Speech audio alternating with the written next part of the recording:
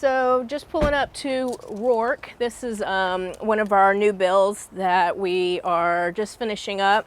And this is a floor plan basically that we're going to start building and doing a lot of, and holding on to these so that we can turn all of these into short-term rental properties. Doesn't look like we are ready to set up anything. We have no power. God damn. Hey, yeah, I'm at Rourke. Well, it'd be nice if there was power and AC. It's about 100 degrees in here. There's no way I'm going to be able to get all this set up. Yeah. Yeah, get Tony on the phone. I'll call Kate and see what's going on. All right, bye. It's always just the little things that we have left to get back to where we need to finish. So hardware, obviously the power is an issue. Come to find out, we're still waiting on a final inspection and then get our gas meter hooked up. So once those two are done, then we can go ahead and get the power hooked up and the HVAC going. So anyhow, as you can see, a lot of my stuff is here. Some of this I do own. It comes from, I've got a storage trailer filled with stuff, but a good bit of my stuff I order from Amazon. So I find that Amazon is the easiest, the shipping, dropping it off. What's also exciting about this is sometimes I forget what I ordered. So when I start opening up stuff, I'm like, oh yeah, I forgot I ordered that color couch, or oh, I forgot I ordered these tables. So it's almost like Christmas in a way for me. Here we've got these bed frames. These are easy. Mattresses that roll up, that come in these boxes. I get so many great reviews from guests who say, where did you get that mattress from? And then these big boxes back here, of course, are my couch. I'm excited to see what it looks like. A lot of other things that, make this different, the STR setups different than the home staging, is that, we're setting these up for people to come and stay in. So we're putting in dishes, we're putting in actual mattresses instead of the blow-up mattresses. We're putting in, comfortable bedding, hanging TVs, and we really want our guests to feel that it's a clean, open home to stay in, almost like a hotel room. It's very airy, everything is new. Nobody wants to stay in a home that's filled with used furniture. I love garage sales, but when it comes to short-term rentals, you really cannot chintz on spending that extra money to provide that new furniture and the new stuff for your guests to stay in. Got everything ready to go, even makeup wipes for the bathroom counter. So yeah, this is what it looks like to have your staging and your short-term rental furniture just sitting in a house that's not ready. So another wasted trip. I'm Dan Tollens, investor, contractor, husband, and father. My wife Cassie and I have always had a dream of growing an investment business in properties throughout the cities we love. If you know Charleston and Wilmington, these markets will support it. This is Coastal Chronicles.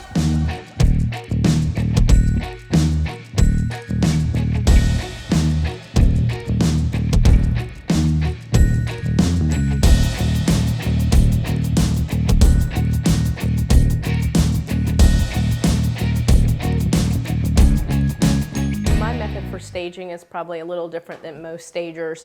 I grew up with my mom always changing and redecorating the house. She had a background in interior design, so that led me really getting into staging homes and showcasing how they needed to be set up. A lot of people get confused with staging and interior design, and I have to remind clients that, hey, even though we're going to put this couch right here in the middle of the room where normally you might put it to the left, we aren't decorating, but we are showcasing the property so that we can make the room look as big as possible.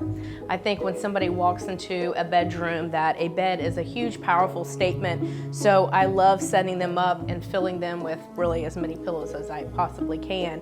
My first stage, I was thankful that it was actually one of our renovations, and most of the stuff, it's funny because it came from our house. So in the living room, we were missing a couch for 2 months. The dining room table was missing, even though we had chairs. There were just little things, that I took to put it together. When we first got started, it was all about the bottom line and how much was it going to cost and all this stuff. And Josh would be very adamant about not staging some things, thinking, because our margins were so tight at the very beginning. So we would find that the jobs that we didn't stage didn't sell as fast. And I'll give you an example. A couple months ago, both the houses were in the same neighborhood.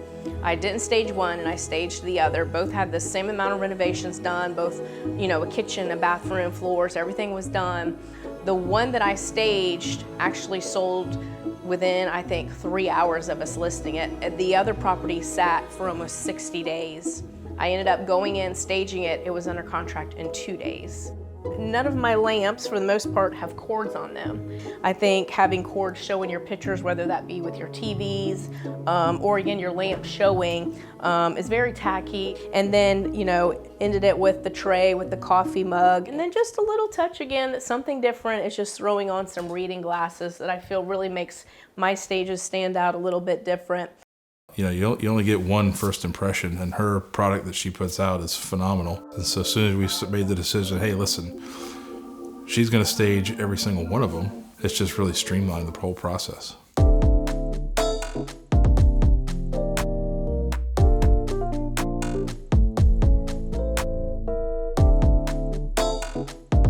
There's 5 focal points of a home.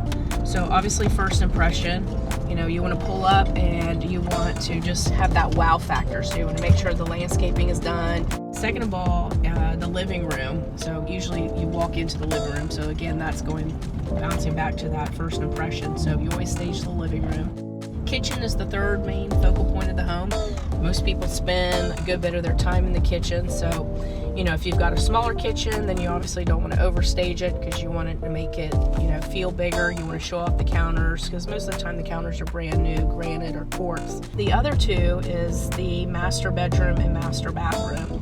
And really, by the time your buyer's already gotten through the living room, the kitchen, and the master bedroom, they've already decided if they want that house or not. They're really not going to care if little Johnny's getting no bathroom or not an updated bathroom or a small bedroom. They've already decided at that point.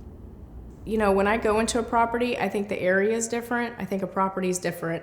I'll always stage a property different, but I think each one has its own unique battles you may go up against, whether that be how bad is the property, what area is it in. Sometimes they might require different permits and zoning, or the inspectors are harder to work with. So for instance, we don't do a lot in Mount Pleasant and we don't do a lot downtown just because they're just harder to work with.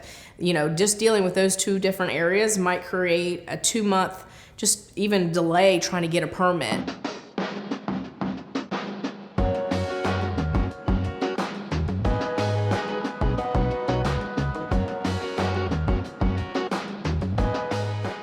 Cabinets, we'll get rid of all the floor, beautiful termite damage that's going on, and then we'll get rid of kind of this wall between the kitchen and dining room.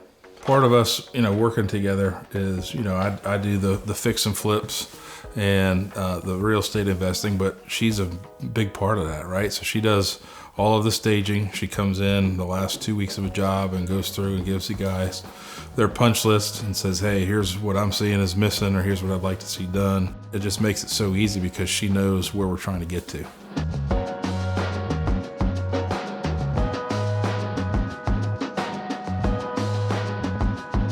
So excited to get this one started. I love an old house. Again, that's why I like doing what we do, is because I don't want to tear a house down. I want to fix it, save it, and this is a big one. This will be our biggest project to date.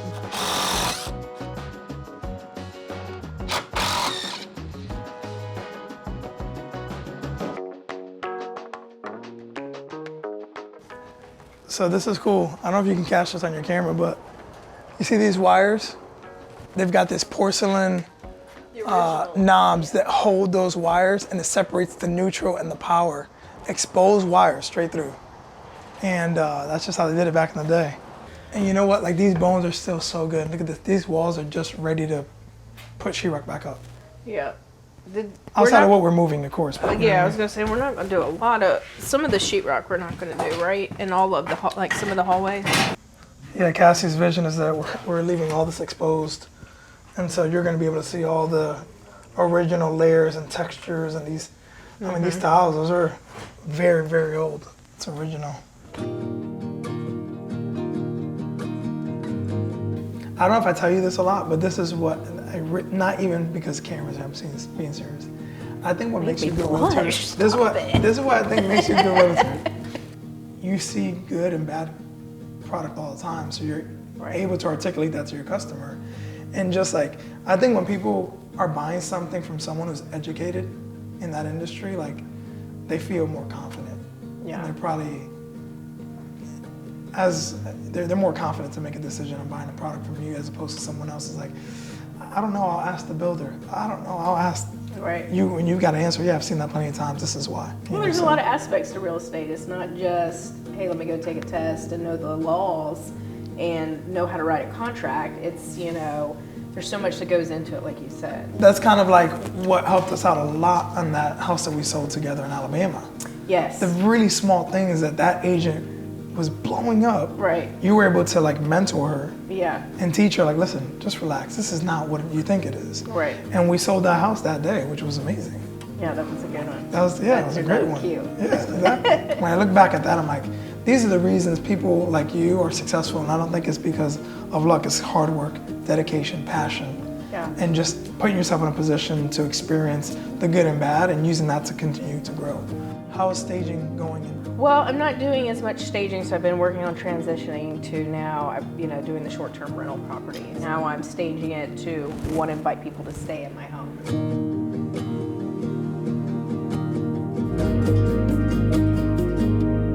So a lot of things that people don't really think about when you are setting up your short-term rental property or you're really deciding how to price things. Properties that get a lot of clicks are ones that look really good.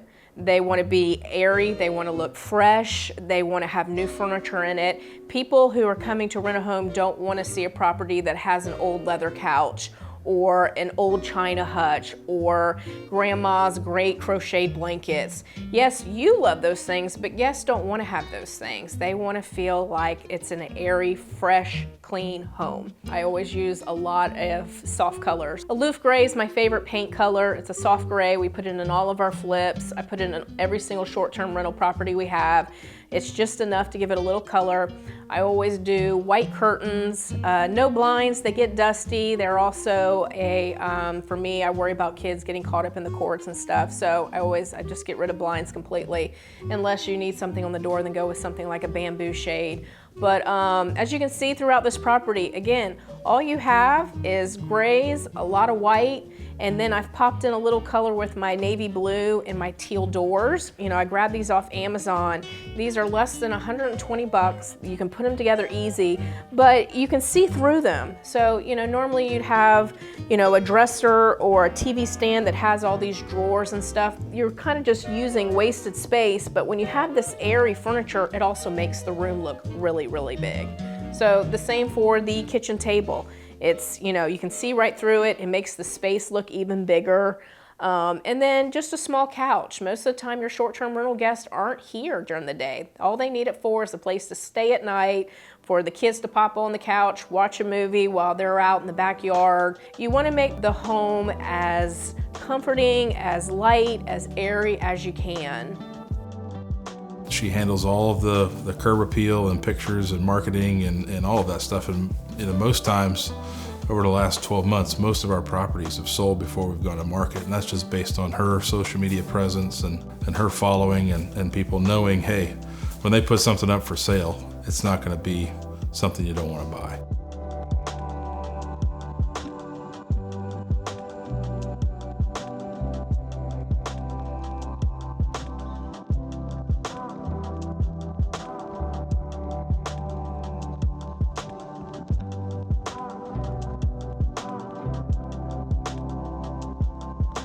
We're known that we've always got, again, a property ready.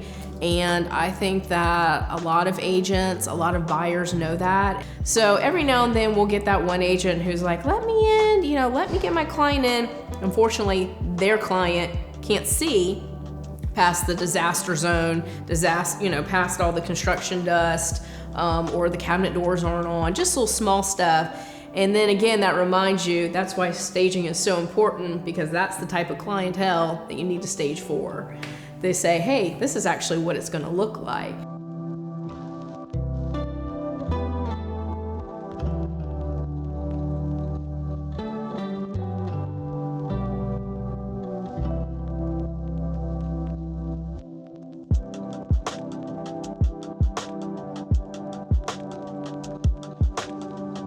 As of right now, I'd say 75% of our homes are selling before we're even hitting the market, just because we're in such a shorting crisis.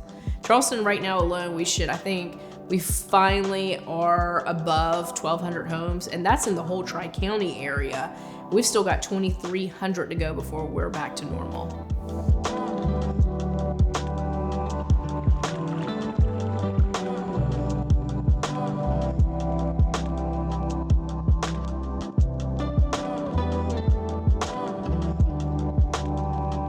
My sister had a place, I don't know, 4 or 5 years ago. She had a place and kept saying, you gotta come visit our beach house. And I was like, I live at the beach in Charleston. I'm not coming to go on vacation at another beach. We came up and absolutely loved it. And my sister was here and brothers were here, my parents were here. And we were like, let's look around and see what's available. Yeah, we saw the opportunity for growth here in Carolina Beach, Wilmington area, years ago. We just didn't have the right mindset. We weren't around the right people.